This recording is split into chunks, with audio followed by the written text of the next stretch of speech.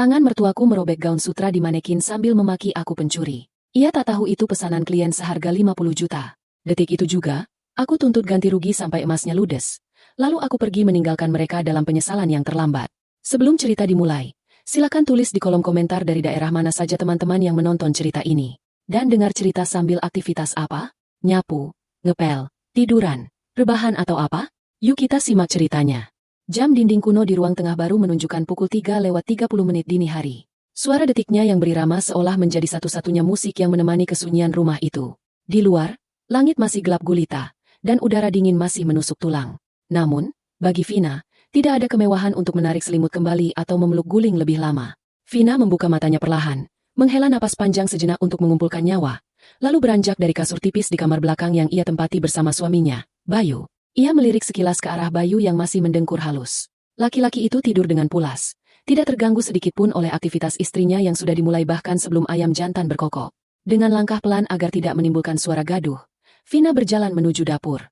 Rutinitasnya setiap hari selalu sama dan monoton. Mencuci beras, menjerang air, memotong sayuran, dan menyiapkan sarapan serta bekal untuk suami. Bukan hanya itu, ia juga harus memastikan lantai rumah sudah bersih mengkilap dan cucian baju kotor milik mertuanya, Bu Ratih, sudah terendam sebelum matahari terbit. Vina adalah gambaran istri yang sempurna di mata orang awam. Ia tidak banyak menuntut, rajin, dan sangat patuh.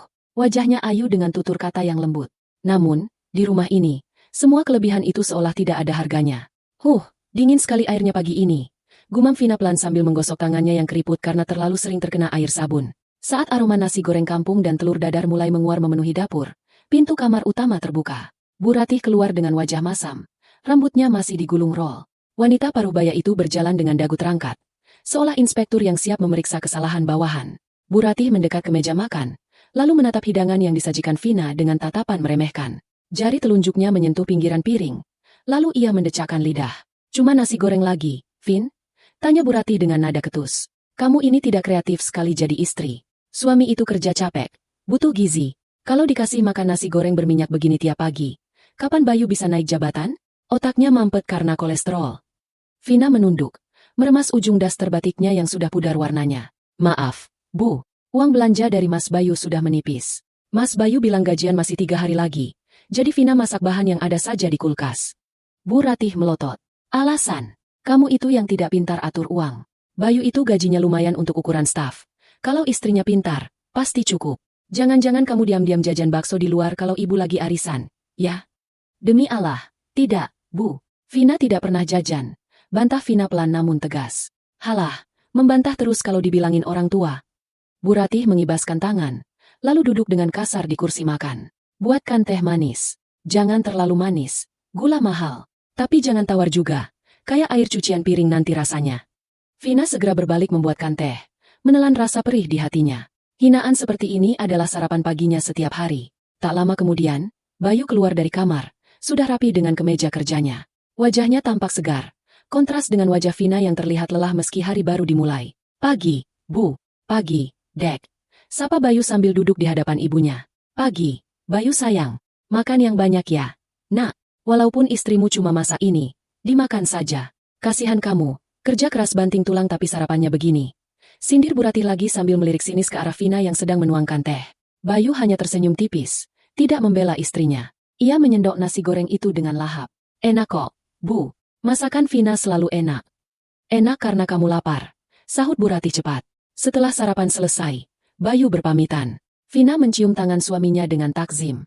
Mas, nanti pulangnya jangan malam-malam ya. Keran air di kamar mandi belakang bocor lagi.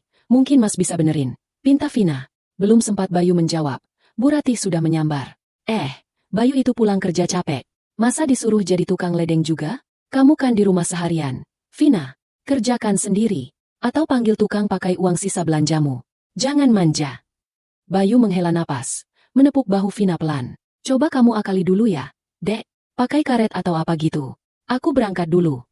Bayu pun pergi dengan motor bebeknya yang butut, meninggalkan Vina sendirian di medan perang. Menjelang siang, Bu Ratih biasanya pergi ke rumah tetangga untuk sekadar ngerumpi atau pamer sesuatu. Hari ini pun sama. Dari teras rumah, Vina bisa mendengar suara cempreng mertuanya yang sedang berbincang dengan Bu Tejo dan Bu RT di tukang sayur keliling. Duh, Jeng, saya itu kadang kasihan sama Bayu. Dapat istri kok ya malasnya minta ampun.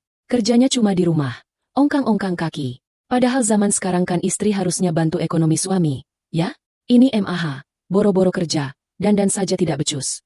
Suara Bu Ratih terdengar jelas, sengaja dikeraskan. Masa sih, Bu Ratih? Saya lihat Mbak Vina rajin kok.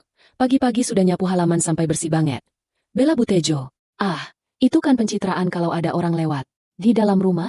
Hancur. Saya yang harus turun tangan beres-beres. Dusta Bu Ratih tanpa kedip. Vina yang sedang menyapu ruang tamu hanya bisa mengelus dada. Air matanya menggenang. Tapi ia tahan. Ia tahu, melawan Bu Ratih di depan umum hanya akan membuatnya dicap sebagai menantu durhaka. Setelah memastikan Bu Ratih asyik bergosip dan tidak akan pulang dalam waktu 1 atau 2 jam, Vina segera menyelesaikan pekerjaan rumahnya dengan kilat. Mencuci piring, mengepel, dan membersihkan kaca. Begitu rumah sudah rapi, Vina masuk ke kamar belakang, sebuah gudang kecil yang ia sulap menjadi ruang kerjanya. Di sana, di balik tumpukan kardus bekas, tersembunyi sebuah mesin jahit portabel yang modern dan beberapa gulungan kain berkualitas tinggi. Wajah Vina yang tadi murung seketika berubah cerah saat tangannya menyentuh kain-kain itu. Disinilah dunia Vina yang sesungguhnya. Ia bukan sekadar ibu rumah tangga biasa. Di dunia maya, Vina dikenal sebagai desainer kebaya dan gaun pesta dengan nama samaran, V Collection. Jari-jarinya dengan lincah memasukkan benang ke jarum. Matanya tajam meneliti pola yang sudah ia buat di atas kertas. Suara mesin jahit yang halus mulai terdengar samar. Vina bekerja dengan cepat namun sangat teliti. Ia merahasiakan ini dari Bayu dan Bu Ratih. Mengapa?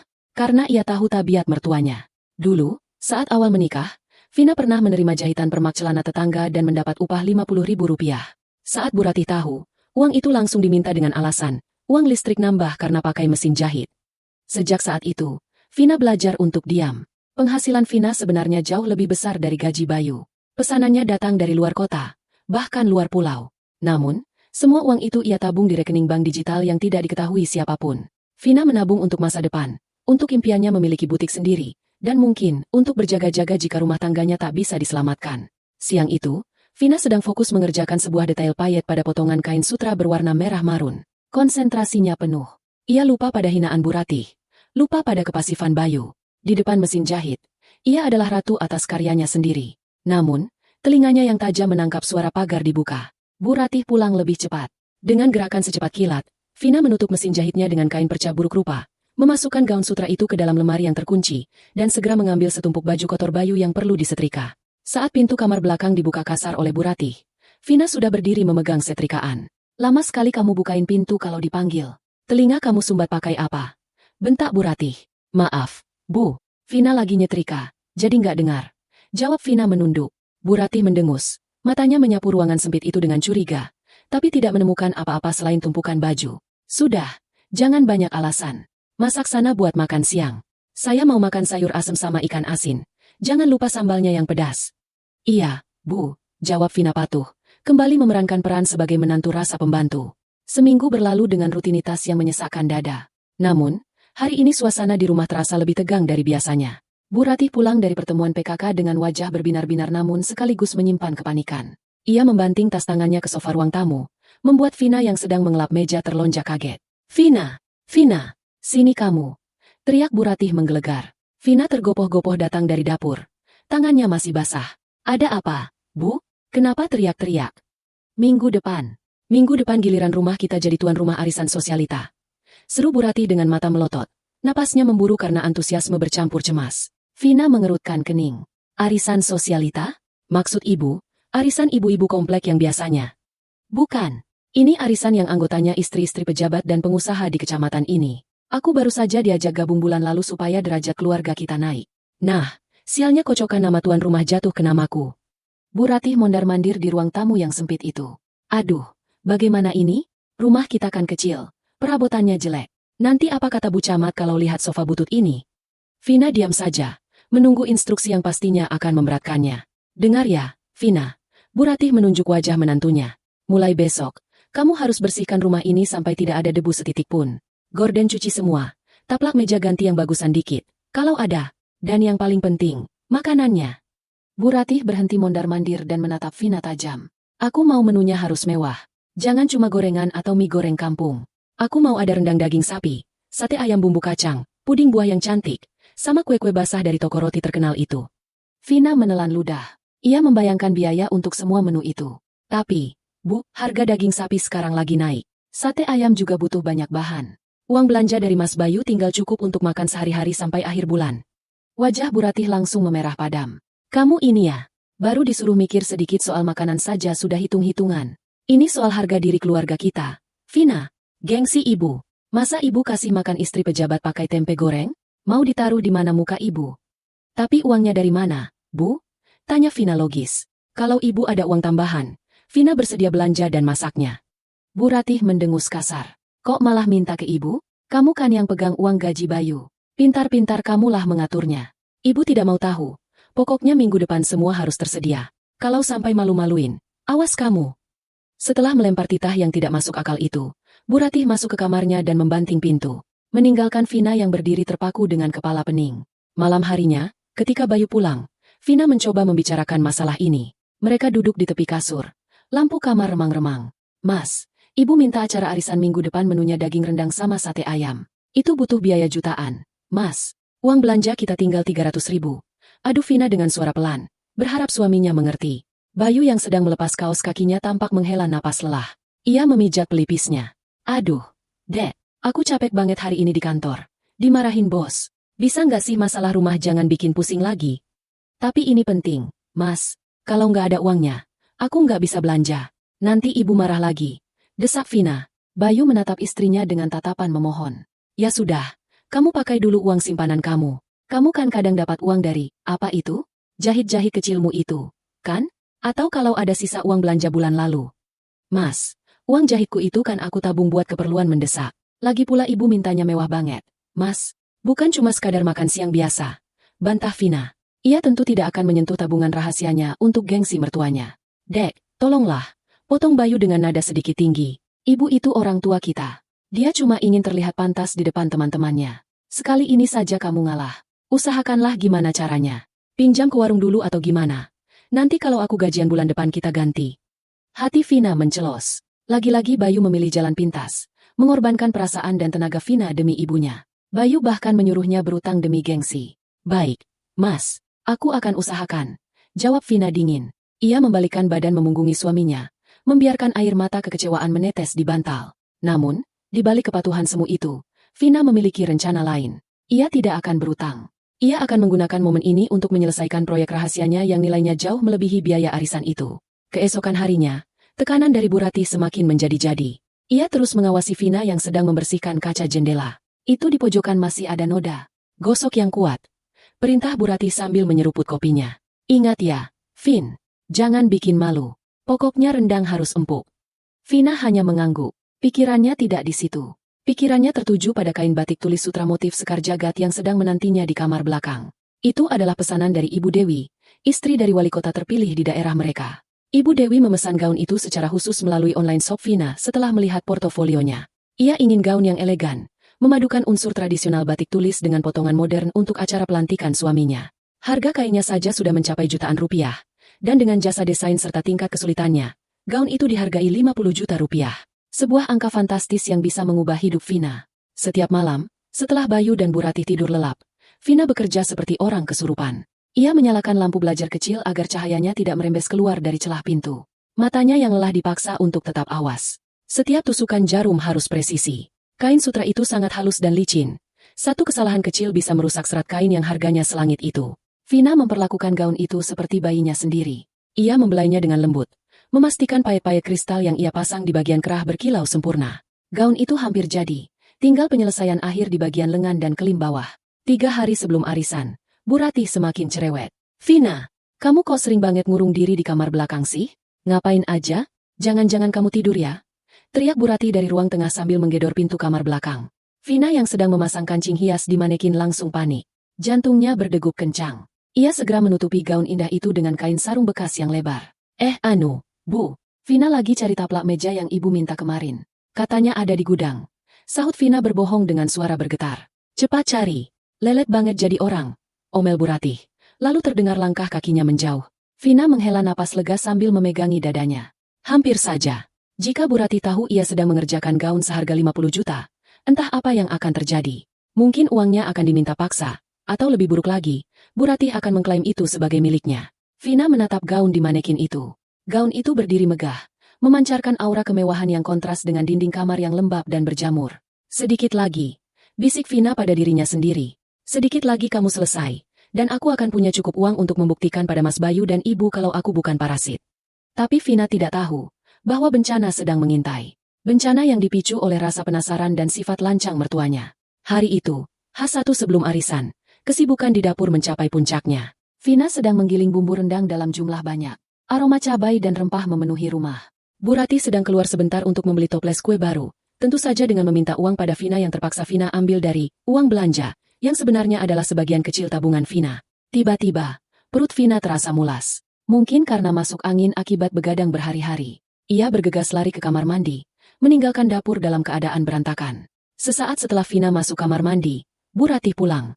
Ia masuk lewat pintu depan dan heran melihat dapur kosong meski kompor menyala kecil. Vina, kemana anak ini? Kompor nyala ditinggal. Gerutu Bu Ratih. Ia berjalan mencari Vina. Tidak ada di kamar depan. Ia lalu melihat pintu kamar belakang yang sedikit terbuka. Biasanya pintu itu selalu dikunci Vina jika ia tidak di dalam. Tapi karena tadi Vina sakit perut mendadak, ia lupa menguncinya. Rasa penasaran Bu Ratih muncul. Ngapain aja sih dia di gudang ini sampai betah berjam-jam? Bu Ratih mendorong pintu kamar belakang itu. Matanya menyipit menyesuaikan dengan cahaya ruangan yang agak redup. Dan di sanalah, di tengah ruangan yang penuh tumpukan kardus, berdiri sebuah manekin. Namun, manekin itu tidak mengenakan kain perca atau baju butut. Manekin itu mengenakan sebuah gaun batik sutra yang luar biasa indah. Warnanya coklat keemasan berpadu dengan marun. Potongannya sangat modern dan berkelas. Kilauan payet di bagian dada memantulkan sedikit cahaya yang masuk dari ventilasi. Bu Ratih ternganga. Ia melangkah mendekat. Tangannya gemetar menyentuh kain sutra yang sangat halus itu. Ya ampun, bagus sekali. Gumamnya tanpa sadar. Tapi detik berikutnya, kekaguman itu berubah menjadi kecurigaan yang membakar dada. Otak picik Bu Ratih langsung bekerja. Vina tidak bekerja. Bayu gajinya pas-pasan. Dari mana datangnya baju semewah ini? Ini pasti baju mahal. Kainnya saja terasa sangat dingin dan lembut. Beda dengan daster-daster murah yang biasa ia pakai. Kurang ajar, desis Bu Ratih. Wajahnya merah padam. Jadi selama ini dia bilang tidak ada uang, bilang harus hemat. Ternyata dia beli baju mewah buat dirinya sendiri. Dia pasti pakai uang gaji Bayu. Atau jangan-jangan dia mencuri uang simpanan Bayu. Emosi Bu Ratih meledak. Ia merasa dibohongi. Ia merasa Vina telah menipu anaknya dan dirinya. Di saat ia harus pusing memikirkan menu arisan, menantunya malah asyik memanjakan diri dengan gaun pesta. Vina teriak Bu Ratih. Tapi Vina masih di kamar mandi, tidak mendengar. Mata Bu Ratih tertuju pada gunting kain besar yang tergeletak di meja di samping manekin. Tanpa berpikir panjang, dikuasai oleh setan amarah dan rasa iri hati melihat menantunya memiliki barang yang jauh lebih bagus darinya, Bu Ratih menyambar gunting itu. Baju haram. Istri tidak tahu diri. Kamu pikir kamu pantas pakai baju ratu seperti ini, hah?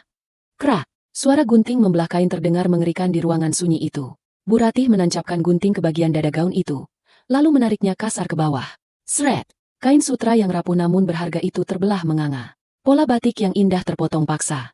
Belum puas, Bu Ratih menggunting bagian lengan, merusak tatanan payet hingga berhamburan ke lantai. Tepat saat Bu Ratih sedang menarik paksa kain itu hingga robek besar, Vina muncul di ambang pintu, wajahnya pucat. Mata Vina membelalak lebar melihat pemandangan di depannya.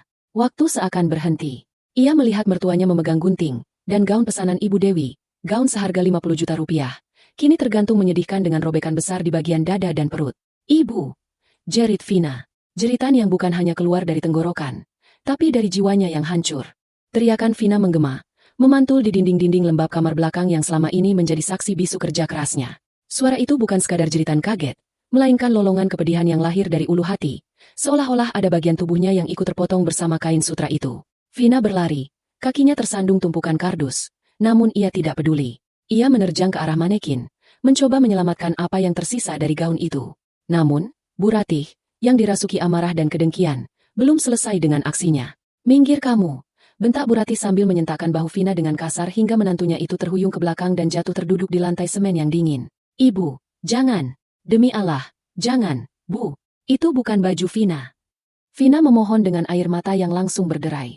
Tangannya terulur gemetar, mencoba meraih ujung kain yang menjuntai menyedihkan. Itu punya orang, Bu. Itu pesanan orang. Bu Ratih tertawa, sebuah tawa yang kering dan penuh cemoohan. Matanya melotot menatap Vina yang bersimpuh di kakinya. Gunting besar di tangan kanannya masih terbuka. Bilah logamnya berkilat ditimpa cahaya redup lampu bohlam. Alasan, kamu pikir ibu ini bodoh? Bu Ratih menuding wajah Vina dengan ujung gunting. Punya orang katamu? Siapa orang bodoh yang mau menitipkan kain semewah ini ke tukang jahit permak celana sepertimu? Jangan mengarang cerita.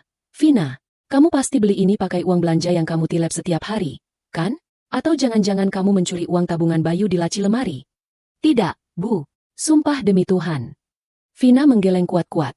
Napasnya tersengal. Rasa takut akan kemarahan mertua kini bercampur aduk dengan teror membayangkan reaksi Bu Dewi.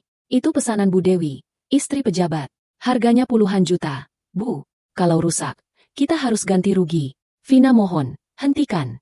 Mendengar kata puluhan juta, mata Bu Ratih justru semakin menyala. Bukan karena takut, tapi karena rasa tidak percaya yang bercampur dengan rasa iri yang mendalam. Bagi Bu Ratih, tidak masuk akal menantunya yang hanya di rumah bisa memegang barang semahal itu. Baginya, ini adalah bukti nyata keborosan Vina. Puluhan juta? Hah, dasar pembohong ulung. Hardik Bu Ratih, kamu mau menakut-nakuti ibu supaya ibu berhenti merusak mainan barumu ini? Kamu pikir dengan menyebut harga mahal, ibu akan gentar? Justru ibu semakin yakin kalau kamu ini istri yang tidak beres. Suami kerja banting tulang, naik motor butut, makan tahu tempe. Istrinya malah diam-diam beli baju seharga motor. Istri macam apa kamu? Tanpa belas kasihan, Bu Ratih kembali menyerang gaun itu. Kali ini ia tidak hanya menggunting, tapi menariknya dengan tangan kosong. Sret! Suara serat sutra yang terkoyak paksa terdengar begitu menyakitkan di telinga Vina. Kain batik tulis motif sekar jagat yang dibuat dengan canting tangan selama berbulan-bulan oleh pengrajin di Solo, yang kemudian dijahit dengan penuh cinta oleh Vina selama berminggu-minggu, kini terbelah menjadi dua bagian besar. Bagian dada yang penuh dengan payet kristal Swarovski asli, yang Vina pasang satu persatu dengan ketelitian seorang ahli bedah, kini hancur. Benang-benang penyangganya putus. Butiran-butiran kristal itu berjatuhan ke lantai. Tik-tik trincing. Suara butiran kristal yang menghantam lantai semen terdengar seperti hujan batu es yang menghantam kaca hati Vina. Setiap butir yang jatuh adalah uang. Setiap robekan adalah reputasi yang hancur. Cukup, Ibu, cukup. Vina menjerit histeris. Ia bangkit dan nekat memeluk manekin itu, menjadikan tubuhnya sebagai tameng. Ia tidak peduli jika gunting di tangan Bu Ratih melukainya. Ia hanya ingin menyelamatkan sisa gaun itu. Bu Ratih terkejut dengan perlawanan Vina. Ia mundur selangkah. Napasnya memburu. Melihat Vina memeluk gaun robek itu sambil menangis meraung-raung membuatnya merasa jijik sekaligus menang. Ia merasa telah berhasil memberi pelajaran pada menantu yang dianggapnya tidak tahu diri. Lihat kelakuanmu, cibir Bu Ratih, mengatur napasnya. Ia melempar gunting itu ke atas tumpukan kain perca dengan bunyi gebrak yang keras. Menangis seperti anak kecil yang mainannya diambil. Itu hukuman buat istri yang tidak jujur. Mulai sekarang, tidak ada lagi jahit-menjahit di kamar ini. Fokus urus rumah. Fokus urus arisan ibu besok. Vina tidak menjawab. Ia hanya terisak. Tubuhnya terguncang hebat. Ia mendekap kain sutra yang kini sudah menjadi sampah mahal itu. Aroma kain baru yang khas kini bercampur dengan bau debu gudang. Dan ingat, lanjut Bu Ratih dengan nada mengancam. Telunjuknya terarah ke wajah Vina yang basah. Jangan coba-coba mengadu ke Bayu kalau ibu jahat. Bilang saja kamu yang teledor merobeknya sendiri. Atau bilang itu kain bekas. Kalau sampai Bayu tahu kamu beli barang mahal dan bikin ibu marah, awas kamu. Ibu pastikan Bayu menceraikanmu dan memulangkanmu ke orang tuamu yang miskin itu. Setelah melontarkan ancaman terakhir, Bu Ratih berbalik dan melangkah keluar dari kamar belakang dengan dagu terangkat tinggi. Ia merasa puas. Ia merasa telah menegakkan keadilan di rumahnya sendiri. Ia tidak tahu bahwa apa yang baru saja ia robek bukan sekadar kain, melainkan lembaran masa depan anaknya sendiri. Sepeninggal Bu Ratih, suasana kamar belakang menjadi hening. Hanya terdengar isak tangis Vina yang menyayat hati. Vina merosot ke lantai. Tangannya masih menggenggam potongan kain yang terkulai. Dengan tangan gemetar hebat, Vina mencoba menyatukan kembali dua sisi kain yang robek. Ia berharap ini hanya mimpi buruk. Ia berharap bisa bangun dan mendapati gaun itu masih utuh berdiri di manekin. Namun, realita di hadapannya terlalu kejam. Serat sutra yang putus tidak bisa disambung begitu saja. Robekannya kasar, melintang tepat di bagian pola utama batik. Tidak ada teknik jahit apapun di dunia ini yang bisa menyamarkannya hingga kembali sempurna seperti sedia kala. Ya Allah, Bu Dewi! Rintih Vina, membayangkan wajah kliennya yang tegas namun elegan. Bu Dewi memesan gaun ini untuk acara pelantikan suaminya besok lusa. Waktunya tinggal 48 jam. Tidak mungkin Vina membuat ulang. Kain batik tulis dengan motif spesifik seperti ini tidak dijual di toko kain biasa. Harus dipesan langsung ke pengrajin dan butuh waktu berbulan-bulan untuk membuatnya. Vina menatap butiran kristal yang berserakan di lantai. Ia memungut salah satu butirannya. Kristal itu berkilau indah, kontras dengan nasibnya yang suram. Pikirannya berkecamuk. Nilai kontrak gaun ini adalah 50 juta rupiah. Vina baru menerima uang muka sebesar 50%, yaitu 25 juta rupiah. Uang itu masih utuh di rekening tabungannya. Belum ia sentuh. Tapi masalahnya bukan hanya mengembalikan uang muka. Dalam perjanjian kerjasama profesional yang ia tanda tangani, ya, Vina sangat profesional. Ia menggunakan kontrak digital, Disebutkan bahwa jika pihak desainer gagal menyelesaikan pesanan atau merusak bahan karena kelalaian, maka desainer wajib mengganti rugi seharga bahan dan membayar denda penalti atas kerugian imaterial klien. Harga kain batik tulis Sutra Limited Edition itu saja sudah 15 juta rupiah. Ditambah harga bahan pendukung, payet, dan biaya pengerjaan. Dan yang paling menakutkan adalah tuntutan, kerugian imaterial. Bu Dewi adalah orang penting. Jika ia marah karena tidak punya baju untuk acara pelantikan, ia bisa menuntut Vina habis-habisan. Nama baik, V Collection, yang ia bangun bertahun-tahun dengan susah payah akan hancur dalam sekejap. Vina merasa dunianya runtuh. Ia menatap pintu kamar yang terbuka, tempat Bu Ratih tadi keluar dengan angkuh.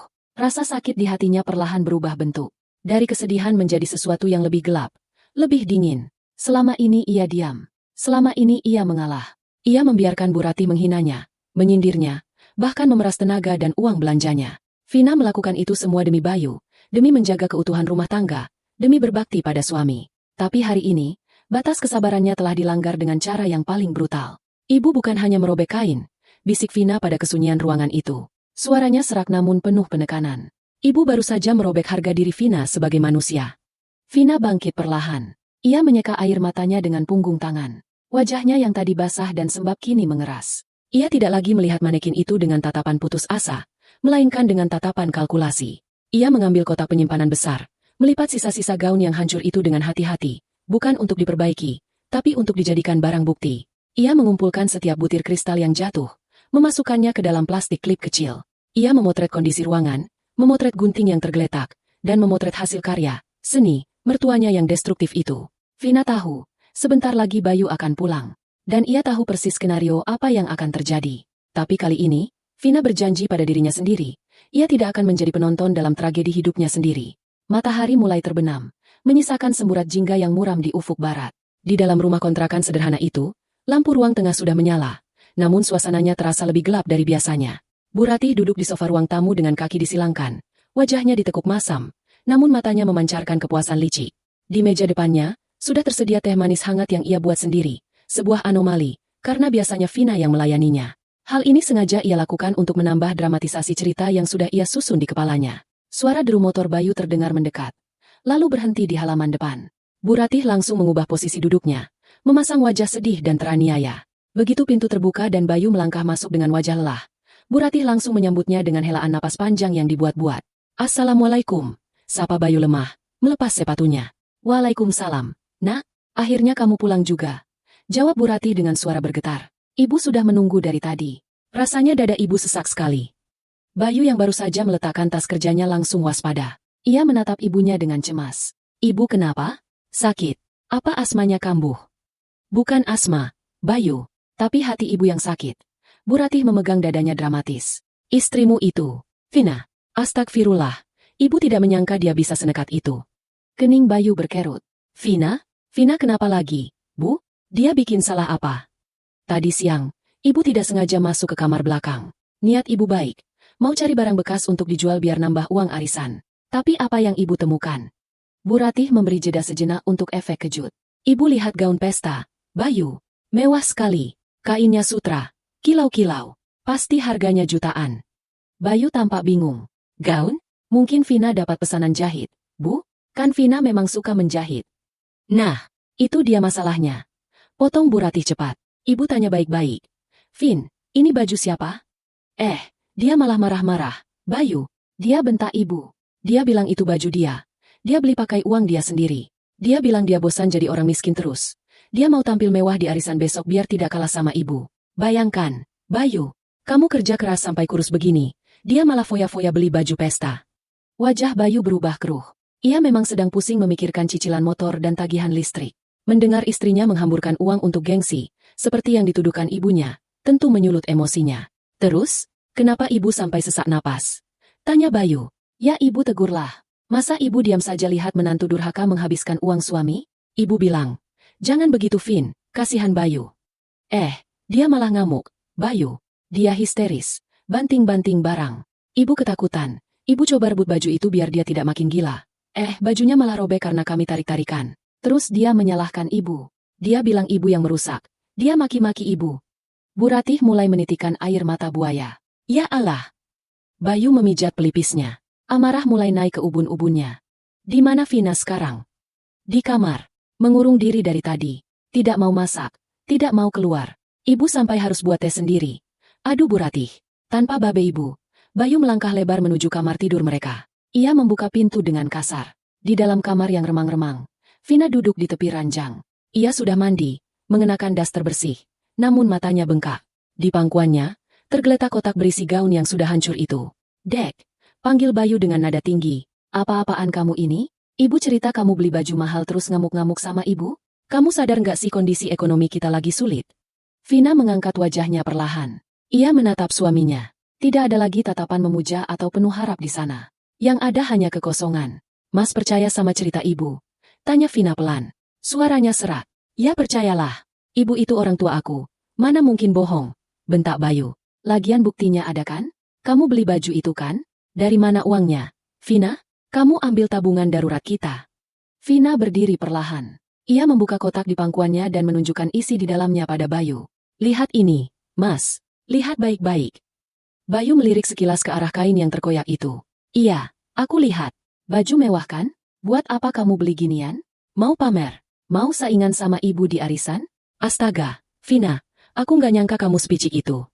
Mas, potong Vina tegas, memotong omelan suaminya. Ini bukan baju aku. Ini bukan beli. Ini jahitan pesanan klien. Ini pesanan Bu Dewi, istri calon wali kota. Bayu terdiam sejenak, lalu tertawa sinis. Tawa yang meremehkan. Halah, jangan ngayal deh, Dek. Istri wali kota jahit baju sama kamu? Di kontrakan ini? Yang benar saja. Paling itu pesanan teman kamu sesama tukang kredit panci, kan? Gak usah bawa-bawa nama pejabat biar kelihatan mentereng. Hati Vina mencelos. Sakit sekali rasanya diremehkan oleh orang yang seharusnya paling mendukungnya. Bertahun-tahun ia menyembunyikan kesuksesannya demi menjaga ego suaminya. Dan inilah balasannya. Mas, aku serius. Kain ini harganya 15 juta. Total harga baju ini kalau jadi 50 juta. Dan ibumu masuk ke kamar kerjaku, mengambil gunting, dan merobeknya karena dia pikir aku beli pakai uangmu. Dia merusaknya dengan sengaja, Mas. Vina menjelaskan dengan suara bergetar menahan emosi. Bayu menggeleng-gelengkan kepala, tampak tidak percaya sama sekali. 50 juta? Kamu kalau bohong yang logis sedikit kenapa sih? Mana ada baju seharga mobil bekas? Kamu pikir aku bodoh? Aku punya buktinya, Mas. Chat pesanan. Bukti transfer uang muka, semuanya ada di HP. Vina meraih ponselnya, hendak menunjukkan bukti. Tapi Bayu menepis tangan Vina. Cukup, aku capek. Vina, aku pulang kerja mau istirahat. Bukan mau dengar dongeng hayalan kamu. Mau harganya 50.000 atau 50 juta. Faktanya kamu sudah bikin ibu nangis. Kamu sudah bentak-bentak ibu. Aku tidak membentak. Aku menjerit karena ibu merobek amanah orang. Vina membela diri. Air matanya kembali menetes. Alah, alasan. Bayu berkaca pinggang. Sekarang gini aja. Aku nggak mau ribut panjang lebar. Kamu keluar sekarang. Temui ibu. Cium kakinya. Minta maaf. Akui kesalahanmu. Bilang kamu hilaf sudah beli baju mahal dan berani sama mertua. Selesai. Vina ternganga. Ia menatap Bayu seolah suaminya itu adalah makhluk asing. Mas, kamu suruh aku minta maaf? Setelah karyaku dihancurkan? Setelah aku difitnah? Dan besok aku harus menghadapi tuntutan ganti rugi 50 juta. Mas, kamu punya uang 50 juta untuk ganti ke Bu Dewi kalau dia nuntut. Bayu mengibaskan tangan dengan frustrasi. Masih saja bahas 50 juta. Dengar ya, Dek, kalaupun itu baju orang, yang aku yakin cuma baju biasa, paling harganya berapa sih? 200.000? 300.000? Nanti aku ganti pas gajian. Nggak usah dibesar-besarkan. Yang penting sekarang hati ibu. Gengsi ibu. Masalahnya bukan cuma uang, Mas. Ini harga diri. Ini kepercayaan. Teriak Vina. Harga diri. Bayu maju selangkah, menatap Vina tajam. Harga diri seorang istri itu ada pada kepatuhannya sama suami dan mertua. Kalau kamu bikin mertua sakit hati, itu artinya kamu nggak punya harga diri. Sudahlah, Vina. Mengalah saja. Cuma baju kain perca begitu kan? Minta maaf saja sama ibu biar rumah ini adem. Dek. Kalimat itu menembus jantung Vina lebih tajam daripada gunting Bu Ratih. Cuma baju kain perca. Mengalah saja. Minta maaf. Vina menatap wajah Bayu lekat-lekat. Ia mencari sisa-sisa lelaki yang dulu ia cintai. Lelaki yang berjanji akan melindunginya di depan penghulu. Tapi ia tidak menemukannya. Yang berdiri di depannya hanyalah seorang laki-laki pengecut yang berlindung di balik ketiak ibunya. Seorang suami yang buta akan kebenaran dan tuli akan keadilan. Di detik itu, sesuatu di dalam diri Vina mati. Rasa cintanya, rasa hormatnya, dan harapannya pada pernikahan ini padam seketika. Hatinya yang tadi bergejolak panas kini mendingin. membeku menjadi es yang keras. Vina berhenti menangis. Ia menghapus air matanya dengan kasar. Wajahnya berubah datar, tanpa ekspresi. Baik, Mas, ucap Vina pelan. Sangat pelan namun terdengar jelas di ruangan yang sunyi itu. Kalau itu mau Mas, aku akan keluar. Bayu menghela napas lega, mengira Vina akhirnya menurut. Nah, gitu dong. Jadi istri itu yang nurut. Ayo keluar, minta maaf sama ibu. Buatkan ibu teh baru, pijat kakinya sedikit. Vina tidak menjawab. Ia menutup kotak gaun itu rapat-rapat, lalu meletakkannya kembali di atas meja dengan hati-hati. Ia berjalan melewati Bayu tanpa menoleh sedikit pun. Di ruang tengah, Bu Ratih masih berakting sedih. Namun, sudut matanya melirik tajam saat melihat Vina keluar diikuti Bayu. Bu, panggil Bayu. Vina mau bicara. Bu Ratih membuang muka. Jual mahal. Mau apa lagi? Mau maki-maki ibu lagi? Vina berdiri tegak di hadapan mertuanya. Ia tidak bersimpuh, tidak juga menunduk takut seperti biasanya. Ia menatap Bu Ratih tepat di manik matanya. Tatapan yang membuat Bu Ratih sedikit merinding karena merasakan aura yang berbeda. Bu, kata Vina datar. Mas Bayu bilang saya harus minta maaf karena sudah membuat ibu kesal. Memang seharusnya begitu, seru Bu Ratih. Kamu harus sadar diri. Kamu numpang di sini, makan dari uang anak saya. Jangan banyak tingkah. Iya, Bu, potong Vina, tidak membiarkan Bu Ratih berceramah lebih panjang. Saya minta maaf kalau saya membuat ibu merasa terhina. Tapi soal gaun itu, saya tidak akan menarik kata-kata saya. Itu adalah pesanan orang, dan ibu telah merusaknya. Masih berani membantah. Bu Ratih melotot. Sudah, Dad, jangan mancing keributan lagi. Bisik Bayu menyenggol lengan Vina. Minta maaf saja yang tulus. Vina tersenyum tipis. Senyum yang sangat dingin. Saya sudah minta maaf, Mas. Urusan hati, biar Tuhan yang menilai. Dan urusan ganti rugi. Vina menggantung kalimatnya. Matanya menatap tajam ke arah lemari pajangan tempat Bu Ratih menyimpan toples-toples berisi perhiasan emas yang sering dipamerkan. Biar waktu yang menjawab siapa yang harus membayar. Maksud kamu apa bicara begitu? Tanya Bu Ratih curiga. Tidak ada, Bu. Saya mau istirahat. Besok akan jadi hari yang sangat panjang. Jawab Vina. Tanpa menunggu izin, Vina berbalik dan masuk kembali ke kamar. Ia mengunci pintu dari dalam. Bayu yang tertinggal di luar mencoba mengetuk. Tapi Vina tidak menggubris. Di dalam kamar, Vina mengambil koper kecil dari bawah tempat tidur. Ia mulai memilah dokumen-dokumen penting. Ijazah, buku tabungan, akta kelahiran, dan buku nikah. Ia memasukkannya ke dalam tas tersembunyi. Malam itu, Vina tidak tidur di samping Bayu.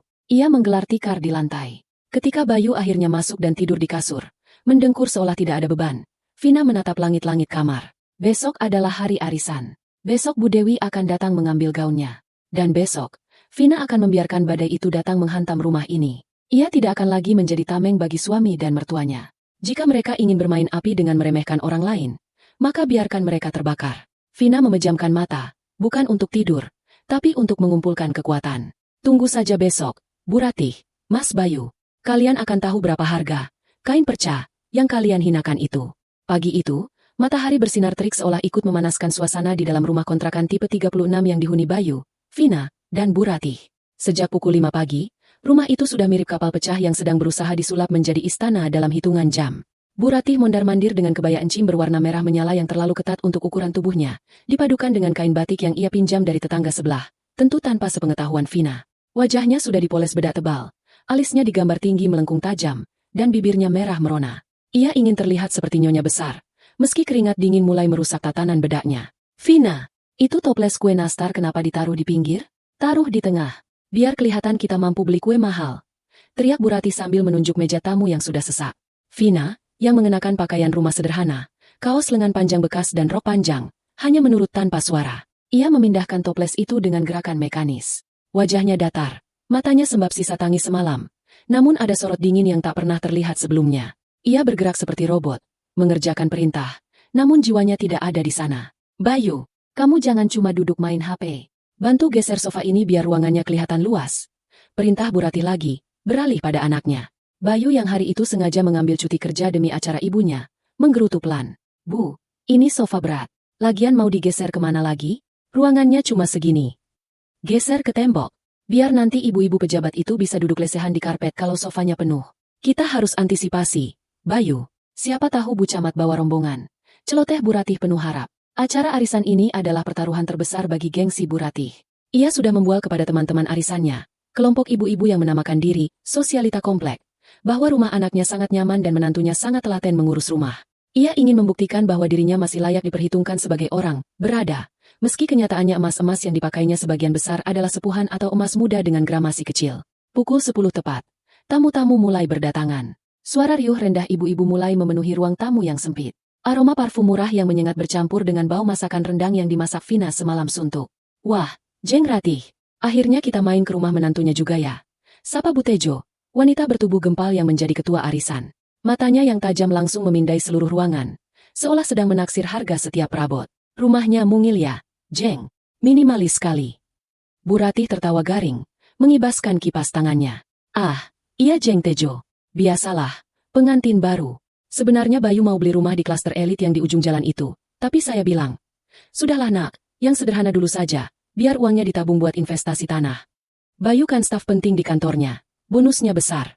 Vina yang sedang menuangkan sirup di dapur mendengar bualan itu dengan telinga panas. Staf penting? Bayu hanyalah staf administrasi biasa yang sering mengeluh gajinya dipotong karena terlambat absen. Investasi tanah? Bayu bahkan masih mencicil motor bebeknya yang sudah 3 kali ganti ban dalam. Oh, begitu. Sahut ibu-ibu lain dengan nada yang sulit diartikan, antara kagum palsu dan cibiran tersembunyi. Mana menantunya, Jeng? Katanya rajin banget. Tanya seorang ibu berbaju hijau neon. Oh, si Vina? Ada di dapur. Biasalah, dia itu kalau ada tamu suka malu. Maklum, orang desa, belum terbiasa bergaul sama kalangan kita. Jawab Bu Ratih merendahkan, sengaja mengeraskan suaranya agar Vina mendengar. Vina, sini keluar, bawa minumannya. Vina keluar membawa nampan berisi gelas-gelas sirup es jeruk. Ia meletakkan gelas itu satu persatu di meja dengan hati-hati. Ini menantu saya, Jeng. Vina, salim dulu sama ibu-ibu. Perintah Bu Ratih layaknya majikan pada kacung. Vina menyalami mereka satu persatu dengan sopan namun tanpa senyum. Wah, manis ya anaknya. Tapi sayang, kok bajunya lusuh begitu, Jeng Ratih? Padahal mertuanya dandan heboh. Celetuk Bu Tejo pedas. Wajah Bu Ratih memerah. Ia mendelik ke arah Vina. Ah, dia memang begitu, Jeng. Susah diatur. Sudah saya belikan baju bagus. Malah disimpan saja. Katanya sayang kalau dipakai. Mentalnya memang mental orang susah. Beda sama kita yang biasa modis. Hati Vina mendidih. Tapi ia ingat janjinya pada diri sendiri semalam. Tunggu sebentar lagi. Ia kembali ke dapur. Meninggalkan gelak tawa ibu-ibu yang membahas gosip artis terkini. 1 jam berlalu. Arisan berjalan dengan lancar dalam standar Bu Ratih. Ia berhasil memamerkan rendang daging sapi yang dibeli dengan uang tabungan Vina yang ia kira uang belanja, dan mendapat pujian basa-basi. Namun, ketenangan itu terusik ketika suara mesin mobil yang halus namun bertenaga terdengar mendekat. Bukan suara motor knalpot bising atau mobil tua tetangga. Ini suara mesin mobil mewah. Semua percakapan di ruang tamu terhenti. Ibu-ibu yang duduk di dekat jendela langsung menyingkap gorden, mengintip keluar. Ya ampun, ada mobil Alphard hitam berhenti di depan pagar. Seru Bu Tejo heboh. Hah? Alphard? Seri terbaru itu ya? Siapa? Jeng, kamu siapa? Bu Ratih ikut panik dan penasaran. Ia menyeruak ke jendela. Benar saja. Sebuah mobil Toyota Alphard hitam mengkilap, dengan plat nomor cantik yang menandakan pemiliknya bukan orang sembarangan. Parkir tepat di depan pagar rumah kontrakan Bayu yang catnya mulai mengelupas. Jantung Bu Ratih berdegup kencang. Pikirannya langsung melayang pada skenario-skenario liar. Apakah ini teman pejabat Bayu? Atau mungkin Bu Camat yang ia undang secara lisan waktu itu benar-benar datang? Pasti itu teman saya. Seru Bu Ratih percaya diri. Merapikan sanggulnya. Saya kan kenal banyak orang penting. Mungkin mereka mau kasih kejutan. Masa sih, Jeng Ratih? Hebat banget kenalannya yang punya Alphard. Puji ibu-ibu lain. Kali ini dengan nada iri yang tulus. Bu Ratih membusungkan dada. Rasa bangganya melambung setinggi langit. Ia merasa inilah momen kemenangannya. Ia akan membuktikan pada tetangga dan teman arisannya bahwa ia ada di level yang berbeda. Ayo, saya sambut dulu. Kata Bu Ratih sambil berjalan tergopoh-gopoh menuju pintu depan. Bayu yang sedang merokok di teras pun ikut berdiri kaget, mematikan rokoknya buru-buru. Pintu mobil bagian tengah terbuka secara otomatis. Seorang sopir berseragam safari turun dan dengan sigap membukakan pintu penumpang lebih lebar. Dari dalam mobil, turunlah seorang wanita yang auranya seketika membungkam mulut nyinyir ibu-ibu arisan. Wanita itu mengenakan setelan blazer batik tulis sutra yang sangat elegan, dipadukan dengan celana kain hitam berpotongan sempurna. Tas di tangannya adalah tas branded asli seharga ratusan juta. Kacamata hitam bertengger di hidung mancungnya. Rambutnya disanggul modern, rapi tanpa celah. Itu adalah Bu Dewi, istri calon wali kota, yang juga seorang pengusaha properti sukses di kota itu. Bu Ratih, yang hanya pernah melihat pejabat dari layar televisi atau kejauhan, tidak mengenali wajah Bu Dewi secara spesifik, tapi ia mengenali bau uang dan kekuasaan yang menguar dari sosok itu. Dengan senyum lebar yang dipaksakan hingga memperlihatkan giginya yang kuning terkena noda teh, Bu Ratih menyongsong tamu agung itu. Selamat datang, Ibu. Aduh, kehormatan sekali.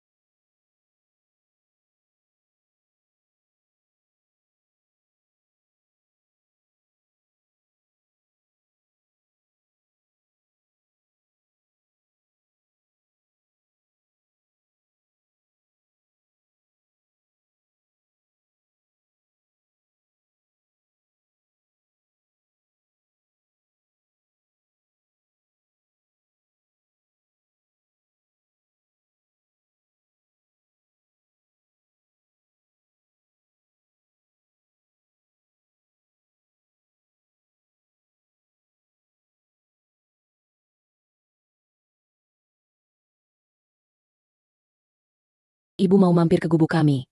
Cerocos Bu Ratih sambil mengulurkan tangan. Sok akrab. Mari, Bu, silakan masuk. Kebetulan kami sedang ada arisan kecil-kecilan. Pasti ibu temannya Bu Camat ya? Atau relasinya anak saya, Bayu? Bu Dewi menurunkan kacamata hitamnya sedikit, menatap tangan Bu Ratih yang terulur, lalu menatap wajah Bu Ratih dengan tatapan dingin yang menusuk. Ia tidak menyambut uluran tangan itu. Saya tidak kenal Anda, ucap Bu Dewi datar. Suaranya tenang namun berwibawa. Dan saya tidak ada urusan dengan arisan Anda.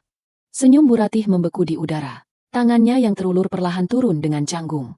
Rasa malu mulai merambat naik lehernya, karena adegan penolakan itu disaksikan oleh semua tamu arisan yang kini berkerumun di ambang pintu.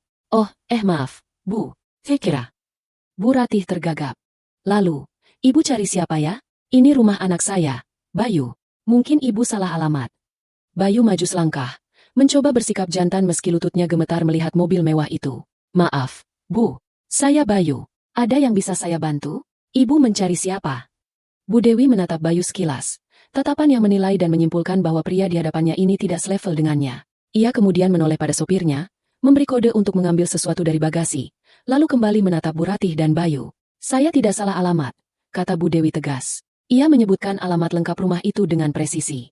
Saya datang ke sini untuk menemui desainer kepercayaan saya. Saya ada janji fitting terakhir dan pengambilan gaun untuk pelantikan suami saya besok. Bu Ratih dan Bayu saling pandang, bingung. Kening Bu Ratih berkerut dalam. Desainer? Di rumah kontrakan kumuh ini? Tetangga kiri kanan cuma tukang bakso dan guru honorer. Siapa yang dimaksud? Maaf, Bu. Sepertinya ibu benar-benar salah orang, kata Bu Ratih dengan tawa kecil yang meremehkan. Di sini tidak ada desainer. Yang ada cuma saya, anak saya Bayu, dan menantu saya Vina yang cuma ibu rumah tangga biasa. Mungkin desainer ibu itu tinggal di komplek elit sebelah. Bu Dewi menatap Bu Ratih dengan tatapan aneh, seolah ia sedang melihat makhluk purba yang gagal berevolusi. Saya mencari ibu Vina, pemilik V Collection. Hening. Suasana di teras rumah itu mendadak sunyi senyap. Angin pun seolah berhenti berhembus. Vina? Ulang Bu Ratih. Matanya mengerjap-ngerjap. Maksud ibu, Vina menantu saya? Si Vina yang itu? Iya, Vina menantu Anda, tegas Bu Dewi. Panggilkan dia sekarang. Waktu saya tidak banyak. Otak Bu Ratih macet. Vina? Desainer? V Collection? Nama itu terdengar asing tapi juga aneh. Bagaimana mungkin Vina, si upik abu yang setiap hari ia suruh mengepel lantai dan ia hina sebagai benalu, dicari oleh nyonya besar bermobil Alphard dengan sebutan desainer kepercayaan? Wah, Jeng Ratih menantunya ternyata desainer. Bisik Bu Tejo dari belakang, nadanya penuh rasa ingin tahu yang membara. Bu Ratih gelagapan. Wajahnya pucat pasi.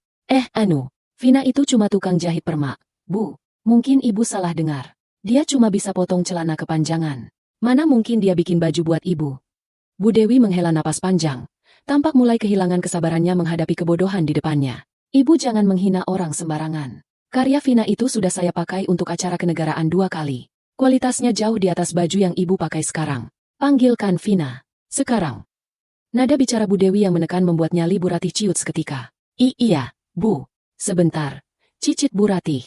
Ia menoleh ke dalam rumah, hendak berteriak memanggil Vina, tapi suaranya tercekat. Di ambang pintu, Vina sudah berdiri. Penampilan Vina berbeda dari 1 jam yang lalu. Ia telah mengganti kaos lusuhnya dengan kemeja putih bersih yang disetrika licin dan celana bahan hitam yang rapi. Rambutnya diikat satu dengan elegan. Wajahnya yang tanpa makeup tebal justru memancarkan kecantikan alami yang berkelas. Jauh lebih bersinar daripada Bu Ratih dengan segala dempulnya. Di tangannya, Vina membawa sebuah kotak karton besar berwarna hitam yang terlihat mewah namun memancarkan aura kesedihan. Vina melangkah keluar, melewati kerumunan ibu-ibu arisan yang menatapnya dengan mulut ternganga. Ia berjalan melewati Bu Ratih dan Bayu tanpa menoleh sedikit pun. Langkahnya mantap menuju Bu Dewi. Selamat siang, Bu Dewi. Sapa Vina. Suaranya tenang, namun ada getaran halus yang menyeratkan badai di dadanya. Ia tidak menunduk seperti pembantu, melainkan menatap Bu Dewi sejajar sebagai seorang profesional. Bu Dewi tersenyum tipis, senyum yang tulus, berbeda 180 derajat dengan saat ia menatap Bu Ratih. Siang, Mbak Vina. Maaf saya datang mendadak. Saya sudah tidak sabar mau lihat gaunnya. Ajudan saya bilang preview fotonya kemarin luar biasa. Jantung Vina serasa berhenti berdetak. Ia menelan ludah yang terasa pahit. Inilah saatnya. Saat di mana kebenaran akan menampar wajah-wajah munafik di sekelilingnya. Sekaligus saat di mana nasibnya dipertaruhkan. Vina tidak langsung menjawab. Ia meletakkan kotak hitam itu di atas meja teras yang terbuat dari kayu jati Belanda. Tangannya mengusap tutup kotak itu perlahan. Bu Ratih dan Bayu memperhatikan dengan napas tertahan. Mereka mulai menyadari bahwa kotak itu adalah kotak yang sama yang semalam Vina peluk sambil menangis. Kotak berisi kain perca yang Bu Ratih robek. Keringat dingin sebesar biji jagung mulai menetes di pelipis Bu Ratih. Firasat buruk yang amat sangat mulai merayapi punggungnya. Jika benar wanita kaya ini adalah klien Vina, dan jika benar kain perca yang ia robek itu adalah pesanan wanita ini, maka tamatlah riwayatnya. Silakan, Mbak Vina, buka kotaknya, pinta Bu Dewi antusias. Sama sekali tidak menyadari ketegangan yang menggantung tebal di udara seperti kabut asap. Saya mau langsung coba. Kalau pas, nanti malah mau saya pakai untuk gala dinner prapelantikan. Vina menarik napas panjang, mengisi paru-parunya dengan keberanian. Ia melirik sekilas ke arah Bayu. Suaminya itu tampak bingung dan cemas. Matanya berpindah-pindah dari wajah Vina ke wajah ibunya. Laki-laki yang semalam menyuruhnya meminta maaf itu kini tampak sangat kecil dan tidak berdaya. Bu Dewi, ucap Vina pelan. Sebelum saya buka kotak ini, saya harus menyampaikan sesuatu yang sangat berat. Saya harap ibu bisa mendengarkan penjelasan saya sampai selesai. Senyum di wajah Bu Dewi perlahan memudar. Insting tajamnya sebagai istri pejabat dan pebisnis langsung menangkap sinyal bahaya. Sikap tubuhnya berubah menjadi siaga. Ada apa, Vina? Ada masalah dengan ukurannya? Atau bahannya? Lebih buruk dari itu, Bu, jawab Vina. Tangan Vina perlahan membuka tutup kotak hitam itu. Semua mata tertuju ke sana. Bu Ratih menahan napas sampai wajahnya membiru. Berdoa dalam hati semoga keajaiban terjadi dan kain itu tiba-tiba utuh kembali. Namun, Tuhan tidak bekerja untuk melindungi kejahatan. Tutup kotak terbuka. Di dalamnya, teronggok kain batik tulis sutra Sekar Jagat yang indah namun tragis. Gaun yang seharusnya menjadi mahakarya itu kini tampak seperti korban pembantaian. Bagian dadanya terbelah dua dengan potongan kasar yang tidak beraturan. Payet-payet kristalnya rontok, menyisakan benang-benang yang menjuntai putus. Lengan kanannya hampir lepas dari badan gaun. Pemandangan itu begitu mengerikan bagi siapapun yang mengerti seni. Bahkan ibu-ibu arisan yang awam pun bisa melihat bahwa benda yang rusak itu adalah barang mahal. Astaga! Pekik Bu Tejo dan beberapa ibu lainnya bersamaan. Bu Dewi terdiam. Matanya membelalak lebar, menatap gaun impiannya yang kini menjadi sampah. Wajahnya yang tadi ramah seketika berubah merah pada menahan amarah. Rahangnya mengeras. Ia mengulurkan tangan, menyentuh tepi kain yang robek itu, memastikan penglihatannya tidak salah. Apa artinya ini, Vina? Suara Bu Dewi bergetar, rendah dan berbahaya. Ini bukan sekadar salah jahit. Ini dirusak. Siapa yang melakukan ini? Siapa yang berani menghancurkan batik tulis yang saya pesan khusus dari pengrajin keraton ini? Vina mengangkat wajahnya.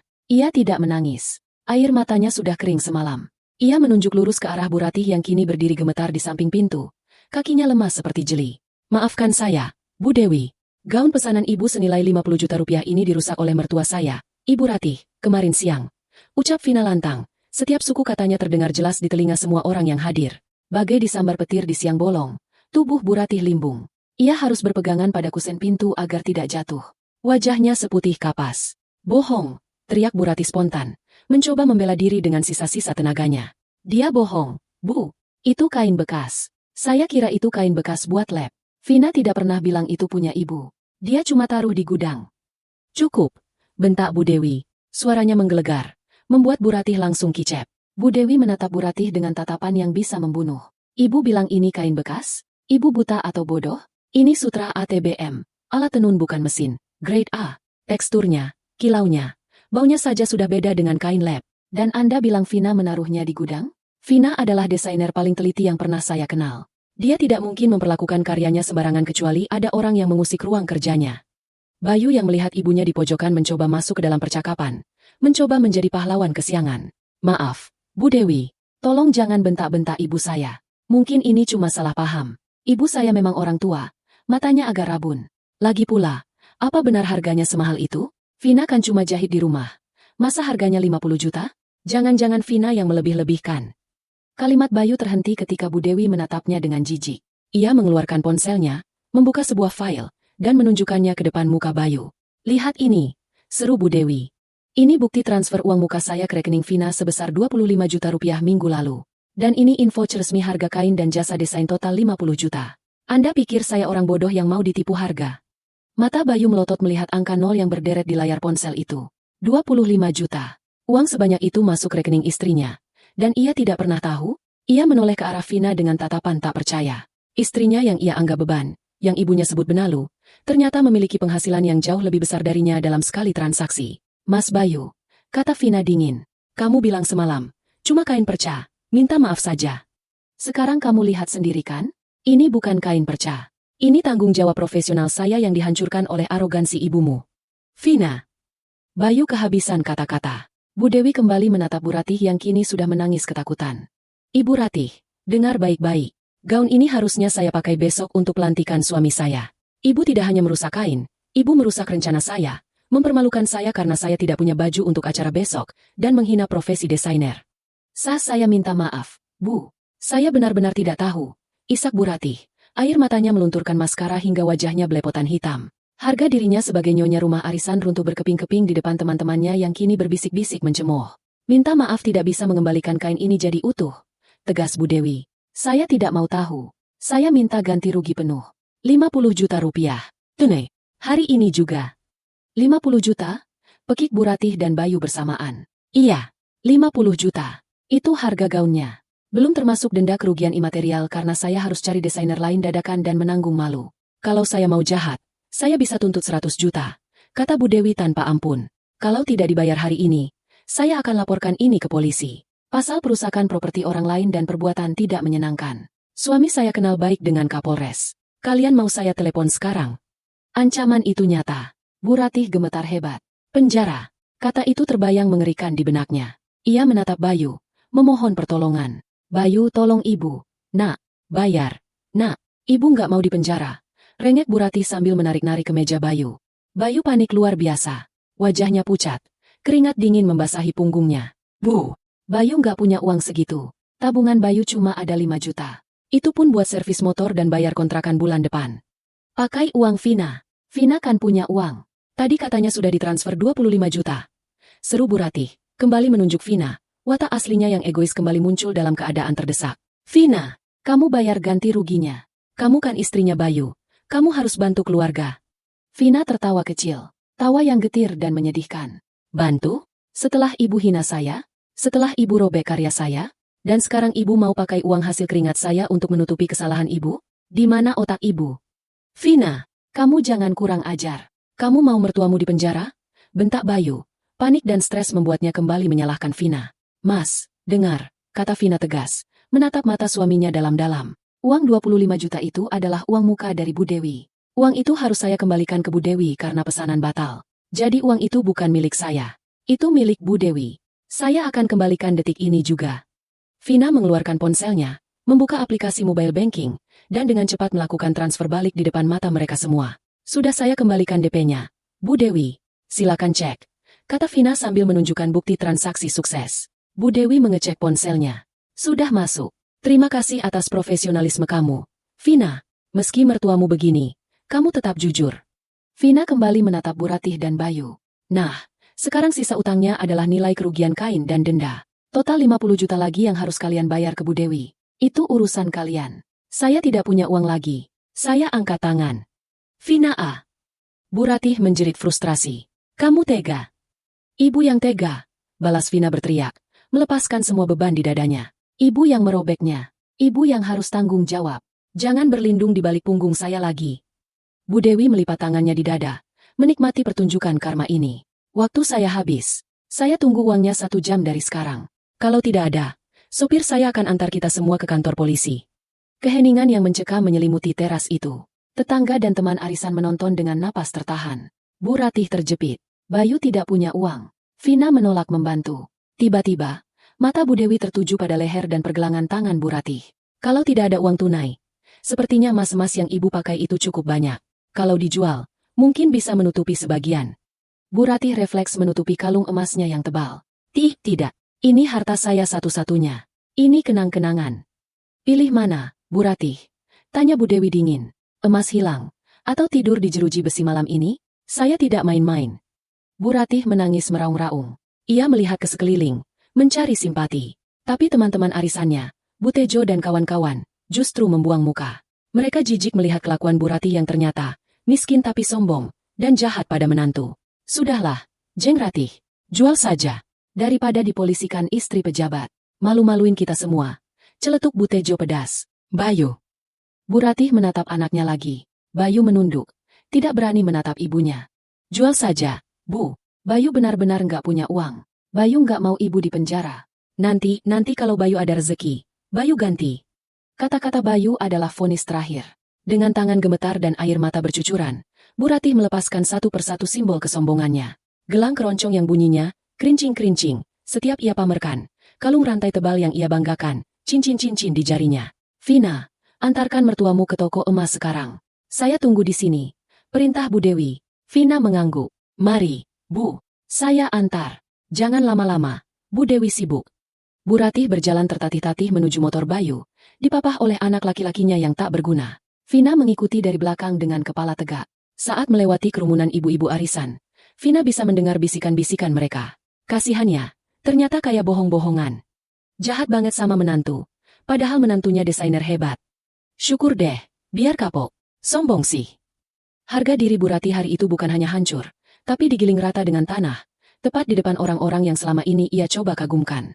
Dan Vina, menantu rasa pembantu itu, kini berdiri di atas puing-puing kesombongan mertuanya, siap untuk terbang bebas. Perjalanan menuju toko emas yang itu terasa seperti perjalanan menuju tiang gantungan bagi Bu Ratih. Matahari yang bersinar terik seolah tak mampu menghangatkan tubuhnya yang menggigil karena ketakutan. Ia duduk di bonceng Bayu di atas motor bebek tua yang suspensinya sudah mati. Setiap guncangan di jalan berlubang seirama dengan detak jantungnya yang berpacu tak karuan. Vina mengikuti mereka dari belakang menggunakan ojek pangkalan yang ia panggil dadakan. Ia menolak dibonceng bertiga atau berdekatan dengan mertua dan suaminya. Ia butuh jarak. Ia butuh ruang untuk menata hatinya yang sudah porak-poranda. Di sepanjang jalan keluar kompleks, Vina melihat tetangga-tetangga yang masih berkerumun di depan pagar rumah mereka, menatap rombongan kecil itu dengan tatapan penuh selidik dan bisik-bisik yang tajam. Lihat tuh, Bu Ratih dibawa ke toko emas. Pasti buat ganti rugi baju yang dirusak itu. Bisik seorang tetangga yang sedang menyiram tanaman. Suaranya cukup keras untuk didengar. Makanya, jangan sombong. Kualatkan sama menantu. Sahut yang lain. Suara-suara itu bagaikan sembilu yang menyayat telinga Bu Ratih. Ia menundukkan kepalanya dalam-dalam, menyembunyikan wajahnya di balik punggung Bayu yang sempit. Helm longgar yang dipakainya miring ke kiri, menambah kesan menyedihkan dari sosok yang biasanya selalu mendongak angkuh itu. Sesampainya di pusat pertokoan emas di pasar kecamatan, suasana sedang ramai.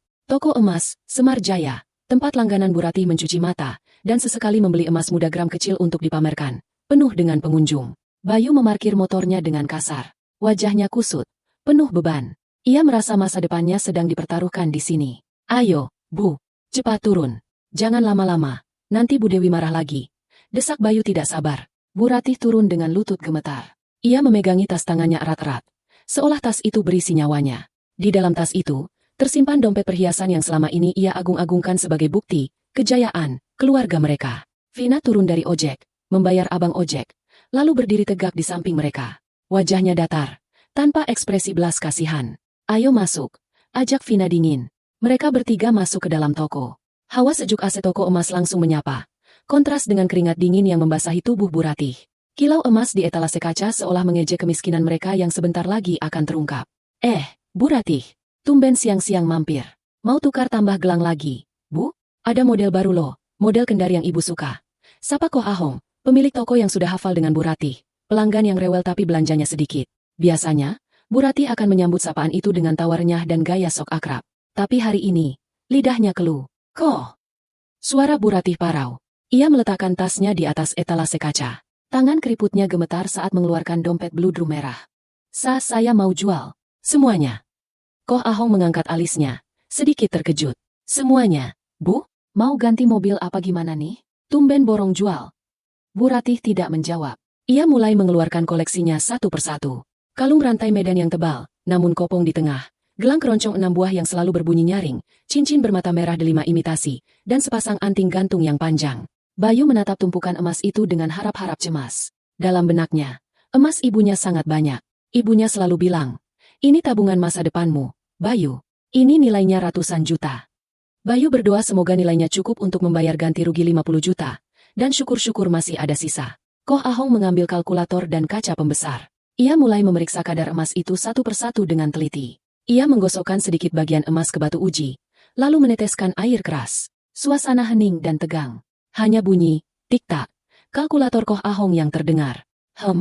Gumam Koh Ahong sambil mengerutkan kening. Ia melirik Bu Ratih sekilas, lalu kembali menatap timbangan digital.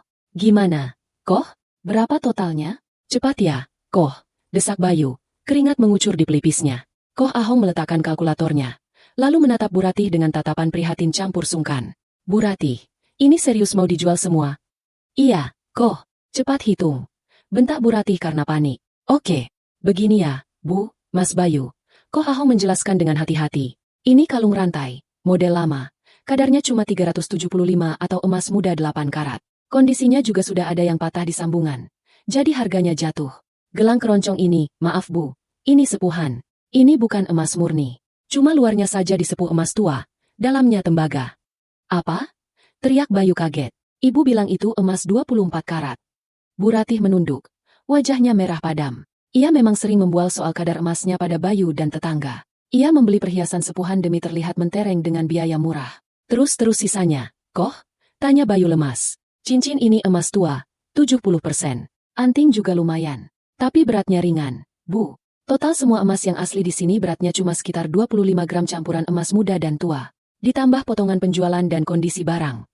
Koh Ahong mengetik angka di kalkulator lalu memutar layarnya ke arah mereka. Angka yang tertera di sana membuat mata Bayu mau copot. 18.500.000 rupiah. 18.500.000 rupiah. Sebut Koh Ahong. Dunia Bayu runtuh seketika. Kakinya lemas hingga ia harus berpegangan pada etalase. Cuma segitu, Koh? Nggak salah hitung? Katanya ini harta karun? Kita butuh 50 juta. Koh. Vina yang berdiri di belakang hanya tersenyum miris. Ia sudah menduga hal ini. Ia tahu persis kebiasaan mertuanya yang lebih mementingkan kulihat daripada kualitas. Bu Ratih adalah tipe orang yang rela membeli barang palsu demi pujian sesaat. Masih kurang banyak. Gumam Bu Ratih. Air matanya menetes di atas kaca etalase. Bayu, gimana ini? Nah, kurangnya masih 31 juta lebih. Ibu kok bohong sama Bayu selama ini? Bayu meledak di tengah toko. Tidak peduli pada tatapan pengunjung lain. Ibu bilang simpanan ibu banyak. Ibu bilang kalau ada apa-apa kita aman. Ternyata cuma emas sepuhan. Sekarang kita mau cari uang 30 juta di mana dalam waktu 1 jam, Bu? Bu Ratih menangis sesenggukan. Ibu malu, Bayu. Ibu cuma pengen kelihatan mampu di depan besan dan tetangga. Vina melangkah maju, memotong drama keluarga itu. Koh, terima saja uangnya. 18,5 juta. Bayar tunai sekarang. Baik, Mbak Vina. Koh Ahong segera menghitung uang pecahan 100 ribuan. Vina mengambil amplop tebal berisi uang itu, lalu menoleh pada suami dan mertuanya. Kalian dengar sendiri kan? Harga diri yang ibu banggakan itu ternyata palsu. Sama seperti gelang keroncong ini. Sekarang kita punya 18,5 juta. Kurangnya 31,5 juta. Mas Bayu, sekarang giliran kamu. Aku. Bayu menunjuk dirinya sendiri dengan wajah pucat. Iya, kamu kepala keluarga, kan? Kamu yang harus bertanggung jawab atas ulah ibumu. Jual motor kamu sekarang. Perintah Vina dingin. Jual motor. Gila kamu, Vin. Tolak Bayu mentah-mentah. Itu motor satu-satunya buat aku kerja. Kalau dijual aku naik apa? Lagian itu motor masih kredit. BPKB-nya di leasing. Kalau begitu, silakan pilih. Motor selamat. Tapi ibu masuk penjara sore ini. Atau motor dijual, oper kredit atau gadai. Untuk menutupi kekurangan, dan ibu bebas. Vina memberikan ultimatum yang logis namun kejam. Bu Ratih langsung memeluk kaki Bayu. Bayu, tolong ibu. Nak, jangan biarkan ibu di penjara. Jual saja motornya. Nak, nanti ibu janji nggak bakal gaya-gayaan lagi. Bayu menjambak rambutnya sendiri karena frustrasi. Situasi ini benar-benar mencekik lehernya. Di satu sisi, motor itu adalah kakinya untuk mencari nafkah. Di sisi lain, bayangan ibunya yang tua renta mendekam di sel tahanan yang dingin membuatnya tidak tega. Tapi Vin, kalaupun motor dijual atau digadai, paling laku berapa? Motor butut begitu paling tinggi 5 juta. Masih kurang banyak. Seru Bayu putus asa. Vina menatap mereka berdua dengan tatapan kalkulatif. Masih ada satu cara. Sertifikat tanah rumah peninggalan bapak di kampung yang selama ini ibu simpan mati-matian. Yang katanya mau diwariskan ke kakakmu yang di luar kota. Bu Ratih terbelalak. Jangan. Itu tanah pusaka. Kakakmu pasti marah besar kalau tahu tanah itu dijual. Ibu lebih takut sama Mas Andri atau sama polisi? Tanya Vina tajam. Bu Dewi orang yang punya kuasa. Bu, dia tidak main-main. Kalau uang 50 juta tidak ada di mejanya dalam waktu 30 menit lagi, dia akan telepon Kapolres. Ancaman itu ampuh. Bu Ratih lemas. Pertahanannya runtuh total. Ia tidak punya pilihan lain selain mengorbankan segalanya demi kebebasannya sendiri. Ya sudah. Isak Bu Ratih pasrah. Tapi sertifikatnya di rumah. Dan butuh waktu buat jual. Kita tidak perlu jual tanahnya sekarang. Kita gadaikan sertifikatnya ke pegadaian di seberang jalan sana. Nilainya pasti cukup untuk menutupi 25 juta lebih. Vina memberikan solusi praktis seolah ia sudah memikirkan skenario ini sejak awal. Dengan langkah gontai, Bayu dan Bu Ratih mengikuti instruksi Vina. Siang itu menjadi siang terpanjang dalam hidup mereka. Mereka berlari berpacu dengan waktu, menggadaikan satu-satunya aset berharga yang tersisa, memproses administrasi dengan tangan gemetar, demi menebus sebuah kesalahan fatal akibat gengsi dan arogansi. Jarum jam menunjukkan pukul 2 siang lewat 15 menit ketika rombongan kecil itu kembali ke rumah kontrakan. Mobil Alphard hitam Bu Dewi masih terparkir angkuh di depan pagar, menjadi tontonan warga yang kini jumlahnya semakin banyak. Gosip sudah menyebar ke seluruh penjuru RT. Berita tentang Bu Ratih merusak baju 50 juta, dan polisi mau datang, menjadi headline panas di grup WhatsApp ibu-ibu. Vina turun dari ojek, diikuti Bayu yang memarkir motornya, yang untungnya tidak jadi dijual karena sertifikat tanah sudah menutupi kekurangan dana. Bayu membawa tas plastik hitam berisi tumpukan uang tunai hasil penjualan emas dan pencairan gadai. Mereka berjalan membelah kerumunan tetangga. Kali ini, tidak ada lagi kepala yang mendongak. Bu Ratih berjalan dengan bahu merosot, Tatapannya kosong menatap aspal. Ia merasa telanjang. Semua emas yang biasa menempel di tubuhnya sudah lenyap. Lehernya kosong, pergelangan tangannya polos. Identitasnya sebagai orang kaya lama telah dilucuti habis. Lihat, burati emasnya sudah nggak ada semua. Bisik Butejo nyaring, sengaja memancing suasana. Iya, ludes beneran. Kasihannya, tapi salah sendiri sih.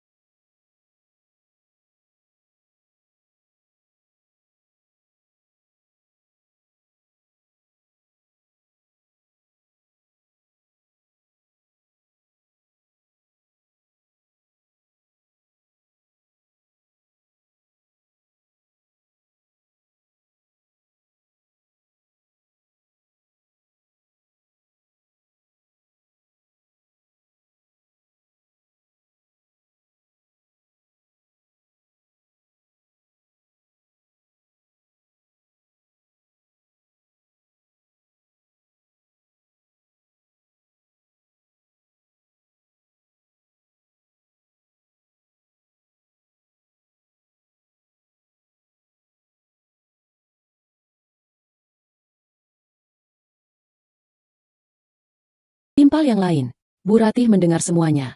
Tapi ia sudah tidak punya tenaga untuk membalas. Rasa malunya sudah sampai ke ubun-ubun. Di teras rumah, Bu Dewi duduk dengan tenang sambil memainkan ponselnya. Wajahnya tetap dingin dan tidak tersenyum sedikit pun saat melihat kedatangan mereka.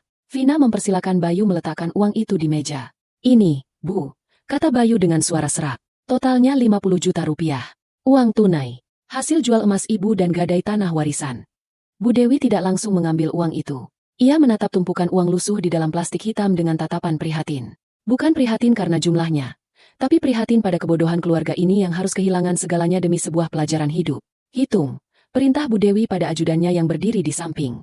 Sang ajudan dengan sigap menghitung uang tersebut menggunakan tangan dengan cepat dan terampil. Suasana hening mencekam. Hanya suara lembaran uang kertas yang bergesekan yang terdengar. 5 menit kemudian, ajudan itu mengangguk. Pas, Bu, 50 juta. Bu Dewi mengangguk pelan. Ia berdiri, merapikan blazernya.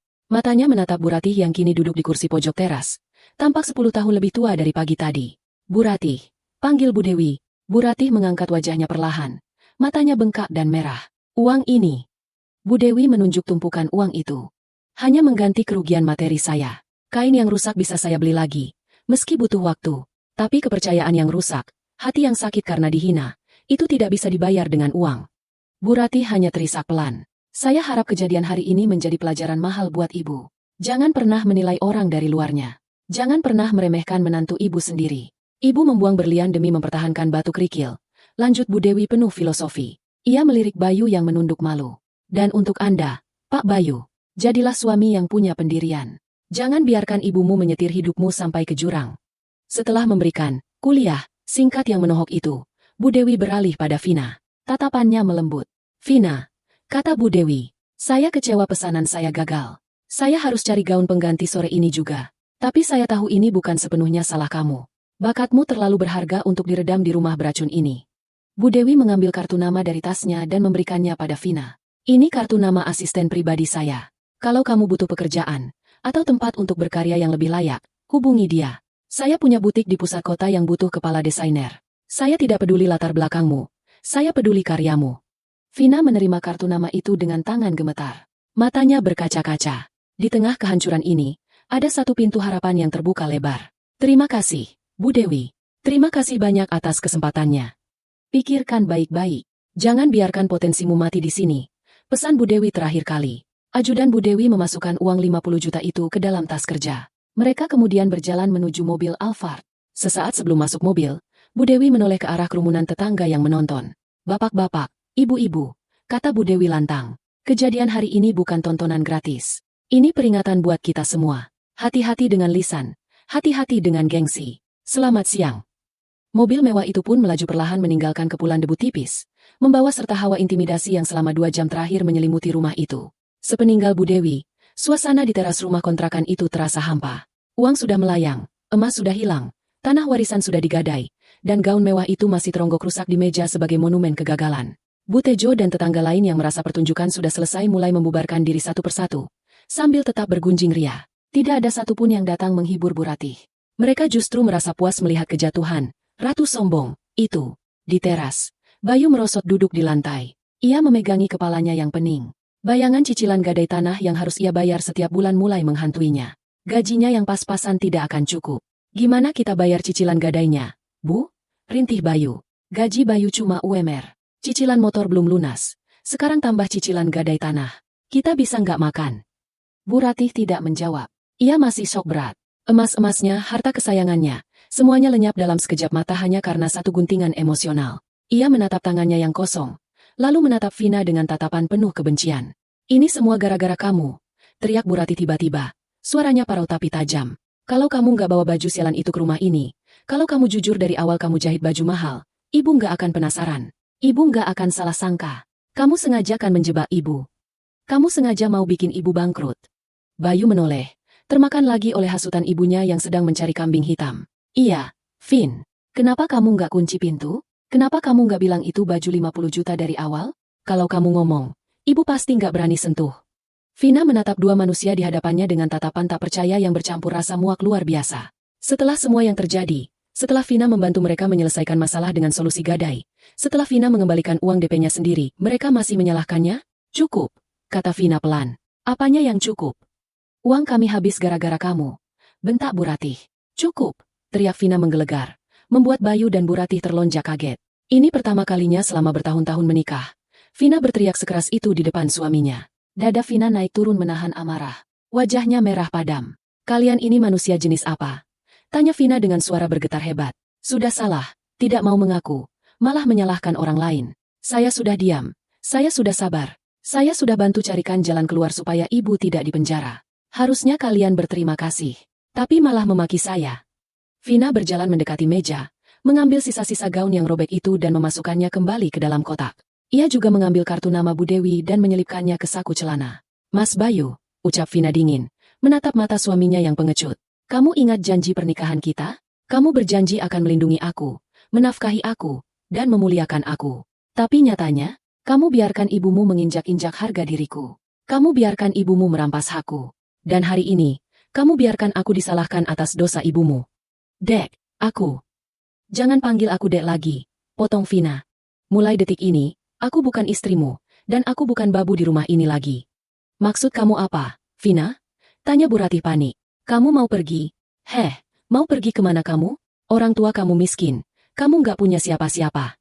Vina tersenyum sinis. Ia berbalik dan berjalan menuju kamar tidur.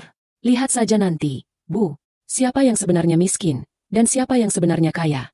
Gumam Vina sambil membanting pintu kamar. Di dalam kamar, Vina menarik koper besar dari atas lemari. Ia membukanya lebar-lebar. Ia tidak akan membawa banyak barang. Hanya baju-bajunya yang layak, dokumen penting, dan mesin jahit portabel kesayangannya. Mesin jahit itulah sahabat sejatinya. Sumber rezekinya yang selama ini ia sembunyikan. Sambil memasukkan baju ke koper, air mata Vina menetes lagi. Bukan air mata kesedihan, tapi air mata pelepasan. Ia menangisi waktu yang telah ia buang sia-sia untuk mengabdi pada orang-orang yang tidak tahu berterima kasih. Tapi hari ini, tangis itu akan menjadi tangis terakhir. Besok, matahari akan terbit, dan Vina akan menyambutnya sebagai wanita yang merdeka. Tanpa mertua yang jahat, tanpa suami yang lemah, dan tanpa hutang budi pada siapapun. Di luar kamar, Bayu dan Bu Ratih saling pandang dengan wajah pucat. Rumah yang berantakan, sisa makanan arisan yang mulai basi, dan keheningan yang mencekam menjadi saksi bisu awal kehancuran keluarga mereka yang sesungguhnya.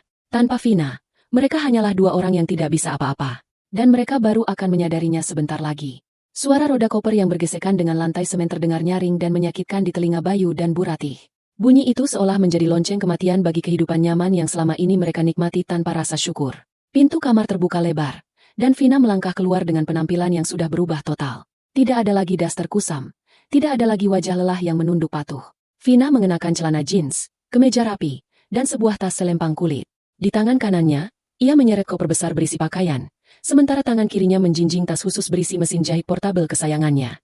Bayu, yang masih duduk merosot di lantai teras dengan tatapan kosong, seketika melompat berdiri saat melihat istrinya benar-benar hendak pergi. Kepanikan yang nyata menyergap dadanya. Selama ini, ancaman, pulang ke rumah orang tua, hanya ia anggap sebagai gertakan sambal wanita yang sedang merajuk. Tapi melihat sorot mata Vina yang dingin dan koper yang sudah terkemas rapi, Bayu sadar ini bukan gertakan. Jack, Vina, tunggu dulu. Bayu berlari menghadang langkah Vina di ruang tamu yang berantakan. Ia merentangkan kedua tangannya, mencoba memblokir jalan menuju pintu keluar. Kamu mau kemana? Kamu serius mau pergi? Jangan bercanda, Vin. Ini bukan waktunya main drama. Vina berhenti, menatap suaminya dengan tatapan datar yang menusuk. Ia tidak mundur, tidak juga mencoba menerobos paksa. Ia hanya berdiri tegak dengan ketenangan yang menakutkan. Minggir, Mas. Aku sudah pesan taksi online. Mobilnya sebentar lagi sampai. Enggak, aku enggak akan minggir, seru Bayu. Suaranya naik satu oktav karena frustrasi. Kamu istriku, Vina. Tempatmu di sini, di samping suami. Apalagi saat kondisi keluarga lagi hancur begini. Tega kamu ya. Setelah uang ludes, emas ibu habis, tanah digadai. Sekarang kamu mau lari dari tanggung jawab? Kamu mau ninggalin aku sendirian ngurusin masalah ini? Bu Ratih, yang mendengar keributan itu, bangkit dari kursi teras dan tertatih-tatih masuk ruang tamu. Wajahnya sembab, matanya bengkak, tapi mulut tajamnya masih berfungsi dengan baik. Biarkan saja dia pergi, Bayu. Seru Bu Ratih dengan suara serak namun penuh bisa. Perempuan tidak tahu diuntung. Sudah bikin sial, sekarang mau kabur. Pergi sana. Paling juga kamu pulang ke rumah orang tuamu di kampung yang gubuk itu. Jangan harap kamu bisa hidup enak tanpa anak saya. Vina menoleh perlahan ke arah mertuanya. Ada senyum tipis yang tersungging di bibirnya. Senyum yang mengandung rasa kasihan sekaligus ejekan. Rumah orang tua saya memang gubuk, Bu. Tapi setidaknya di sana tidak ada orang yang memakan hati dan harga diri orang lain setiap hari. Di sana tenang, damai. Tidak seperti neraka yang ibu ciptakan di sini. Kurang ajar. Bu Ratih hendak maju untuk menampar Vina, tapi langkahnya terhenti karena pusing yang tiba-tiba menyerang kepalanya akibat terlalu banyak menangis dan tekanan darah yang naik drastis. Ia berpegangan pada pinggiran meja makan yang penuh piring kotor bekas arisan. Vina kembali menatap Bayu. Mas, kamu bilang aku lari dari tanggung jawab? Coba kamu pikir pakai otakmu yang selama ini jarang kamu pakai. Siapa yang bikin masalah? Siapa yang merusak gaun itu? Siapa yang punya gengsi selangit tapi dompet tipis? Itu kalian. Bukan aku. Tapi kita suami istri, Vin. Masalahku masalahmu juga.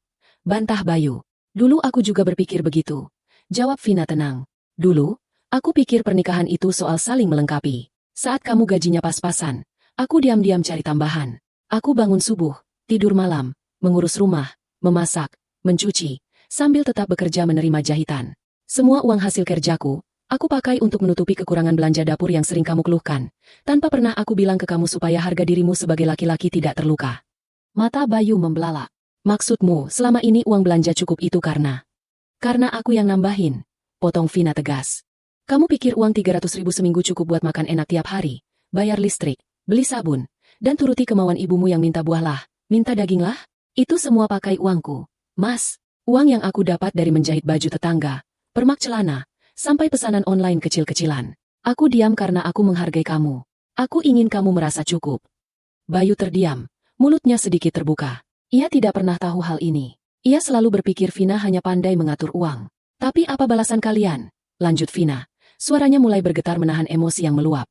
Ibu menghinaku setiap hari. Ibu bilang aku pengangguran, benalu, cuma bisa ongkang-ongkang kaki. Dan kamu, Mas, kamu diam saja. Kamu biarkan ibumu merendahkan istrimu sendiri. Bahkan saat karyaku dihancurkan di depan matamu, kamu malah suruh aku minta maaf. Di situ aku sadar, aku bukan istri buat kamu. Aku cuma babu gratis yang kebetulan bisa diajak tidur. Enggak gitu, Vin, aku cuma mau damai. Cicit Bayu lemah. Damai buat siapa? Buat kamu dan ibumu, tapi neraka buat aku, seru Vina. Sudah cukup, Mas. Aku sudah selesai. Hari ini, mata aku terbuka lebar. Ternyata selama ini aku memelihara parasit. Jaga mulutmu, Vina. Bentak Bu Ratih tidak terima. Kamu yang parasit. Kamu numpang hidup di rumah anak saya. Vina tertawa renyah. Ia merogoh saku celananya, mengeluarkan ponsel pintarnya. Ia membuka aplikasi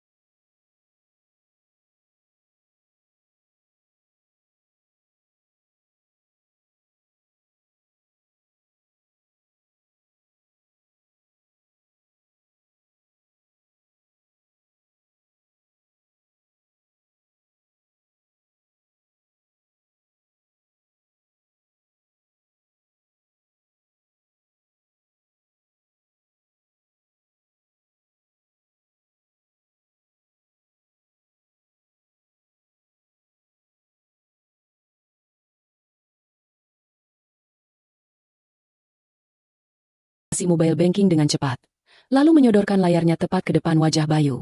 Lihat ini, Mas. Lihat baik-baik. Baca angkanya. Bayu menyipitkan mata, menatap layar ponsel itu. Di sana tertera saldo rekening tabungan atas nama Vina. Saldo, Rp358.450.000. Mata Bayu nyaris keluar dari kelopaknya. Ia mengucek matanya, memastikan ia tidak salah lihat titik dan nolnya. Rp358 juta. Angka yang jauh lebih besar daripada gabungan seluruh aset yang pernah dimiliki keluarga Bayu, bahkan sebelum emas Bu Ratih dijual. 350. Bayu tergagap, lidahnya keluh. Ia menatap Vina dengan pandangan tak percaya, seolah istrinya berubah menjadi alien. Dari mana kamu dapat uang sebanyak ini? Kamu ngepet? Atau kamu simpanan orang? Astagfirullah. Vina menggeleng prihatin. Isi kepalamu itu kotor sekali. Mas, ini hasil keringatku selama 5 tahun kita menikah. Ini hasil aku menjahit sampai jari-jariku bengkak setiap malam saat kamu mendengkur tidur. Pesanan dari luar kota, dari butik-butik yang minta aku jadi ghost designer, semua masuk ke sini. Aku tabung sedikit demi sedikit untuk masa depan kita. Rencananya, tahun depan aku mau ajak kamu DP rumah sendiri supaya kita bisa pisah dari ibu dan hidup mandiri. Tapi ternyata, Tuhan punya rencana lain. Tuhan tunjukkan sifat aslimu sebelum uang ini aku pakai untuk kamu. Bu Ratih yang mendengar angka itu langsung mendekat dengan mata hijau. Sifat serakahnya muncul seketika, melupakan rasa sakit dan malunya. 300 juta? Vina, itu uang suami juga. Kamu tidak berhak bawa uang itu pergi. Itu harta gono gini. Bayu, tahan dia. Minta uangnya. Kita bisa tebus tanah yang digadai tadi pakai uang itu. Vina menatap mertuanya dengan jijik yang tak ditutup-tutupi. Harta gono gini? Dalam mimpi ibu. Ini rekening atas nama saya pribadi. Hasil kerja saya sendiri. Mas Bayu tidak pernah kasih modal sepeser pun. Justru saya yang banyak keluar uang untuk rumah ini. Kalau ibu mau tuntut, silakan sewa pengacara. Tapi ingat, ibu baru saja terancam di penjara karena merusak barang orang. Mau nambah kasus lagi? Bu Ratih terdiam, giginya gemerutuk menahan geram. Harapan untuk menguasai uang itu pupus seketika oleh logika hukum yang Vina lemparkan. Ponsel Vina bergetar. Notifikasi taksi online sudah tiba. Taksiku sudah sampai, kata Vina sambil menarik kopernya lagi. Minggir, Mas. Kali ini Bayu tidak menghalangi. Tubuhnya lemas. Jiwanya terguncang hebat oleh fakta-fakta yang baru saja terungkap. Ia merasa sangat kecil, sangat bodoh, dan sangat miskin di hadapan wanita yang selama ini ia anggap remeh. Ternyata, berlian, yang dimaksud Bu Dewi benar-benar nyata, dan ia baru saja membuangnya ke selokan. Vina berjalan melewati Bayu. Saat berada tepat di samping suaminya, ia berhenti sejenak dan berbisik. Surat gugatan cerai akan aku kirim secepatnya. Jangan persulit prosesnya kalau kamu masih punya sisa harga diri. Vina melangkah keluar pintu. Udara sore yang hangat menyambutnya. Di depan pagar, sebuah mobil MPV Silver sudah menunggu. Beberapa tetangga yang masih berkumpul di pos ronda menatapnya dengan rasa ingin tahu. Vina tidak menunduk malu. Ia mengangkat dagunya, berjalan dengan langkah pasti. Ia menyerahkan koper pada sopir taksi yang dengan sigap membantunya. Sebelum masuk ke dalam mobil, Vina menoleh sekilas ke arah rumah kontrakan itu. Rumah yang 5 tahun ini menyerap energinya, mematikan mimpinya, dan menampung air matanya. Tidak ada rasa sedih. Yang ada hanya rasa lega yang luar biasa. Seperti beban ribuan ton baru saja diangkat dari pundaknya. Jalan, Pak, kata Vina pada sopir taksi.